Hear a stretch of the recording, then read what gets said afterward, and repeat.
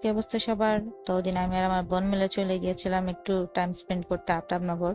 আর আমার বাসা যেহেতু রামপুরা, তো রামপুরা মেইন রোড থেকে যে রিক্সাগুলো চলে ওগুলো আফতাবনগর সোসাইটিতে চলতে দেয় না, তাই আমি বাসা থেকে মেরা দিয়া যাই প্রথমে, আর তারপর সাঁকো পার হয়ে অন্য রিক্সা দিয়ে যাই। আফতাবনগর আমার পছন্দের জায়গাটাতে আমি আর আমার বোন বসে চা খাচ্ছিলাম। অনেকক্ষণ গল্প করার পরে ভাবলাম যে সন্ধ্যা হয়ে গেছে, তাই বাসায় চলে আসলাম। আর এই যে বাসায় আসার সময় রিক্সার কিছু ক্লিপ। ওই দিন সন্ধ্যায় আমার রিলেটিভের বাসায় দাওয়াত ছিল, আর তারা উলনে থাকে।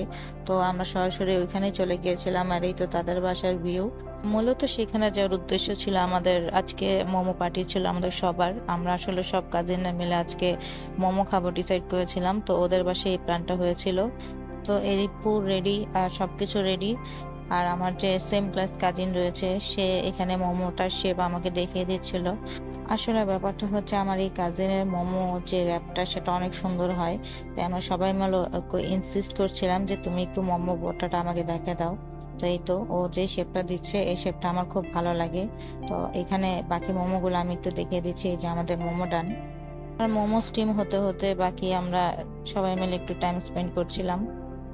এখন হলো মোমো একদম স্টিম করা রেডি। তো এখন সবাই ঝাঁপিয়ে পড়বো, ঠিক ওই অবস্থায় আমাদের মনে পড়লো এখন একটু ভাগাভাগি করা দরকার। তো এখন চলছে ভাগ বাটোরা। আমার মা কাকি সবাই মিলে বসেছে আর সবাইকে সুন্দর করে ভাগ করে দিচ্ছে। এই ভাগাভাগির পর্ব শেষ হলে তারপর সবাই মিলে একসাথে খাবো, এই জন্য আমি ওয়েট করছি। অ্যান্ড ফাইনালি ভাগাভাগি শেষ, আর আমরা সবাই মাঝখানে সস নিয়ে একসাথে খাচ্ছি। সব কাজিনরা মিলে মা চাচিরা মিলে একসাথে বসে খাওয়াও একটা আলাদা মজা আছে। তো আমরা আসলে সবসময় এই জিনিসটা ফিল করি, কারণ আমরা সবাই ম্যাক্সিমাম টাইম 2-1 দিন পর পরই একসাথে কোনো না কিছু অ্যাক্টিভিটিস করি। আর লাস্টলি আমি কয়েকটা মোমো আমার জন্য বাঁচিয়ে রেখেছিলাম যাতে স্যুপ দিয়ে খেতে পারি। আর এই ছিল আজকের দিন। সুপি মোমোটাও খুব মজা ছিল। ভালো থাকবেন সবাই।